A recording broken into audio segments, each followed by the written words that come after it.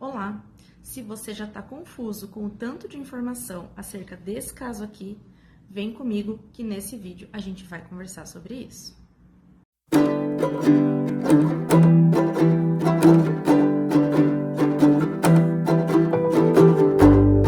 Meu nome é Daiane, eu sou médica especialista em cuidados paliativos e hoje eu tô aqui para esclarecer alguns termos. Eu quero deixar bem claro que eu não conheço o caso medicamente falando, né, clinicamente falando, eu não conheço o caso da Isabel, eu não tenho acesso ao prontuário dela, nem aos resultados dos exames. Então, esse vídeo não é para julgar o que é verdade, o que é mentira, o que é o quê. Esse vídeo não tem essa intenção. Esse vídeo tem a intenção de esclarecer termos dentro da minha especialidade, que são os cuidados paliativos, para a gente sair dessa confusão, o que é o quê, e cada hora surge uma situação nova. Então, dentro dos termos dos cuidados paliativos, eu tô aqui para a gente esclarecer. A notícia que me motivou a fazer esse vídeo aqui para vocês foi essa daqui. A paciente afirmava estar em estado terminal, em fase terminal, e depois a sua médica veio a público e dizer que ela não estava em fase terminal, que ela estava sim em cuidados paliativos. Primeiro eu quero explicar para vocês que dentro da oncologia, a gente classifica de uma forma bastante didática aqui, tá bom? Existem detalhes dentro dessa classificação, mas de uma forma muito didática, a gente classifica o câncer em 4 fases, tá? A fase 1, quando ele é pequeno e localizado. A fase 2, quando ele ainda é localizado, mas já é um pouco maior. A fase 3, quando ele é localizado, porém invadindo estruturas ao redor, por exemplo, próstata que invade bexiga. E o fase 4 é o câncer metastático, ou seja, aquele que já se espalhou para outros órgãos. Aquele câncer que já saiu do seu local de origem e as suas células se encontram em órgãos distantes. Dentro dos tipos de câncer, às vezes, existe uma classificação específica, mas aqui é uma informação geral para que a gente fique em pé de igualdade partindo das informações, ok?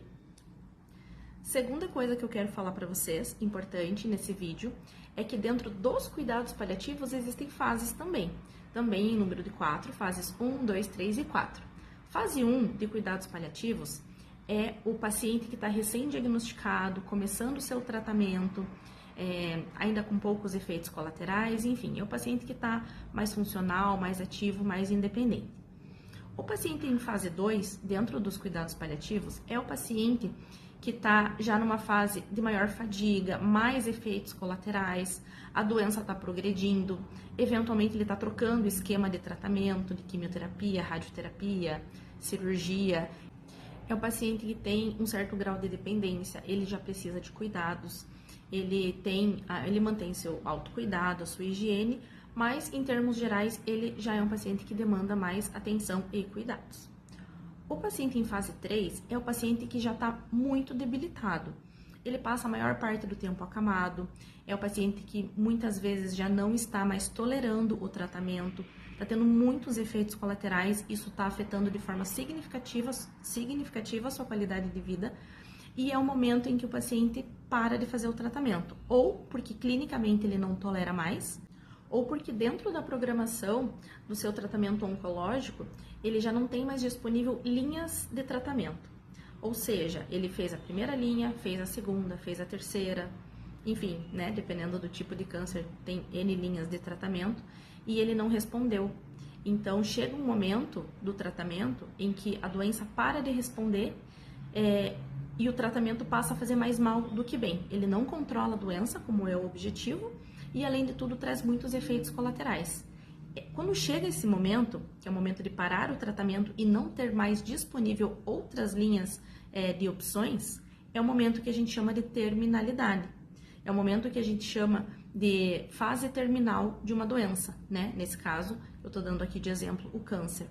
Essa fase é caracterizada, então, pelo declínio funcional, pelo avanço da doença e por não haver mais opção de tratamento nesse momento.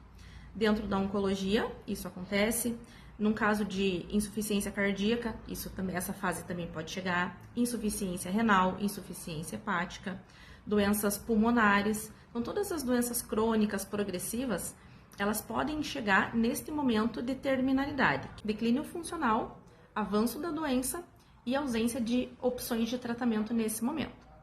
A fase 4 é caracterizada pelo final de vida, os momentos finais de vida de uma pessoa. Então, varia de horas a poucos dias e é quando começam alterações orgânicas irreversíveis, parada de funcionamento de órgãos e sistemas, que culminam então com o óbito dessa pessoa.